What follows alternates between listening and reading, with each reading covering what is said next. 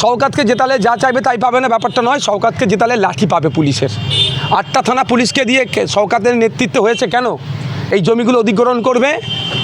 এরা যখন রাস্তায় নামবে, আমার পূর্বপুরুষ ওখানে দাহ করেছে, মন্দির আছে, আমার পূর্বপুরুষের কবরস্থান আছে, আমার পৈতৃক ভিটে এখানে, এটা আমার মন্দির, এটা মসজিদ, এটা আমি ছাড়বো না, তখন পুলিশদের লাঠি দিয়ে পিটাবে। এই জন্যই তো 8টা থানা করেছে শওকত প্ল্যান করে। ভাঙড়ের মানুষের উইদাউট কনসার্ন, এক কোদাল মাটি এয়ারপোর্টের জন্য ফেলতে দেবো না, এক কোদাল মাটিও তুলতে দেবো না। আর মানুষ প্রস্তুত হয়ে গেছে, মানুষ বুঝে নিয়েছে যে টার্গেট করছে এখানে শওকত মোল্লাকে জিতিয়ে এই এনকেডি এর আন্ডারে ঢুকিয়ে জমিগুলোকে অধিগ্রহণ করে রাতারাতি হিটকোর মতো। রাজারহাটে যেভাবে বিঘে বিঘে জমি 200-400 বিঘে একবারে নাম ছিল ব্যক্তি মালিকানায়, হয়ে গেল সরকারি হিটকোর আন্ডারে। এইভাবে করে এয়ারপোর্টের একটা চক্রান্ত চলছে, এটা মানুষ বুঝে নিয়েছে।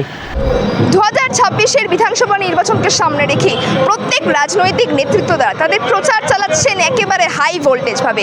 আর আজকে ভাঙড় বিধানসভা কেন্দ্র থেকে নওশাদ সিদ্দিকী প্রচারে নেমেছেন। সাধারণ মানুষের কাছে কাছে গিয়ে তিনি জনসংযোগ করছেন, মানুষের কাছে গিয়ে কথোপকথন করার চেষ্টা করছেন এবং ভোট চাওয়ার আর্জি জানাচ্ছেন তিনি, এবং তাকে ভোট দেওয়ার জন্য তিনি সাধারণ নাগরিকদের আশ্বস্ত করছেন। এবং সেইখানে বিধায়ক নওশাদ সিদ্দিকী কী বার্তা রাখছেন?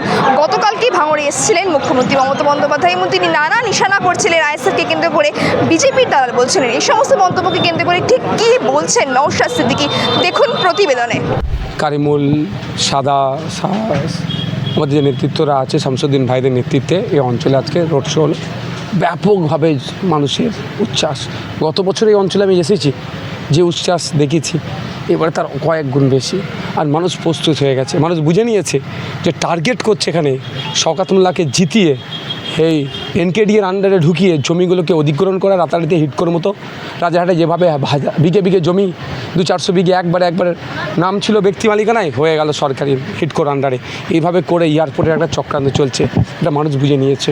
তাই এই আপকামিং ইলেকশানে মানুষকে যতই বাড়ির লোভ দেখাচ্ছে, বাড়ি দেবো, কাউকে বাড়ির টাকা ঢুকিয়ে দিচ্ছে, কাউকে ক্যাশ টাকা দিচ্ছে, এবং এটা খবর আসছে যে কসমও খাওয়াচ্ছে, দিব্যি করাচ্ছে, সবকে উপেক্ষা করে ভাঙড়ের মানুষ শ্মশান, কবরস্থান, বাসস্থান বাঁচানোর জন্য তাদের প্রতিনিধি হিসাবে নওশাদ সিদ্দিকীকে সামনে রাখবে।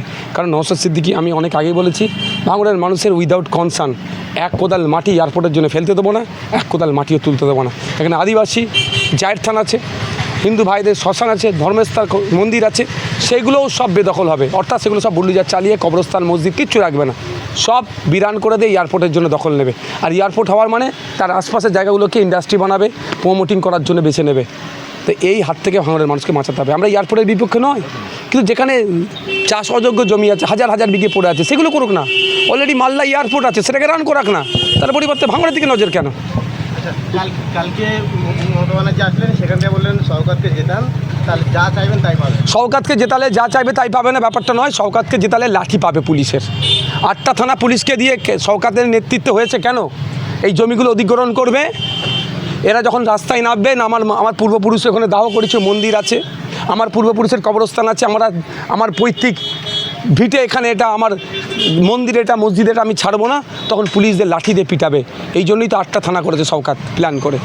তো আমি একটা কথা ভাঙড়ের মানুষকে বলবো, ইঁদুর ধরা কল দেখেছেন তো, ওই কলের মধ্যে খাবারটা একটু ভালো রাখে, যে ইঁদুর ঢুকে যায় বিপদে পড়ে যায়। তো এই মমতা ব্যানার্জির শর্তে কেউ করবেন না। নওশাদ সিদ্দিকী এক বিধায়ক 293 টাকা হিলিয়ে দিচ্ছে, অনেক পর্দা ফাঁস করে দিচ্ছে, সেই জন্য অসুবিধা হচ্ছে। শুভেন্দু অধিকারীকে হারাক, তার জন্য এই দেবো কি বলেছে কোনোদিন শুনেছেন? সে নওশাদ সিদ্দিকী কেন বলছে? এক ভাঙড়ের বিধায়ক 293 টাকা হিলিয়ে রেখেছে। মমতা বন্দ্যোপাধ্যায় একসময় শওকত মোল্লাকে বলেছিলেন যে শওকত মোল্লা বোমা বাঁধে, তো এখন তিনি বলছে এখন ক্লিন চিট দিচ্ছে, কারণটা কি? মানুষকে ভুল বোঝাবো। ভাঙড়ে হিন্দু মুসলমান নির্বিশেষে ভুল বুঝে যাবে মমতা ব্যানার্জির কথায়। এই মমতা ব্যানার্জি 2021 সালে ডবল চাকরি দেওয়ার কথা বলেছিল, সেই মমতা ব্যানার্জি আবার ডান হাতে বলছে। একটা বোমমাতা নেতাকে যদি ডান হাতে বলে, তাহলে রাজ্য কাদের হাতে চলছিল বোঝা দরকার। তাই শুধু শওকত সাহেবের হাত থেকে নয়, এই মাননীয়ার হাত থেকেও রাজ্যকে পরিত্রাণ পেতে হবে।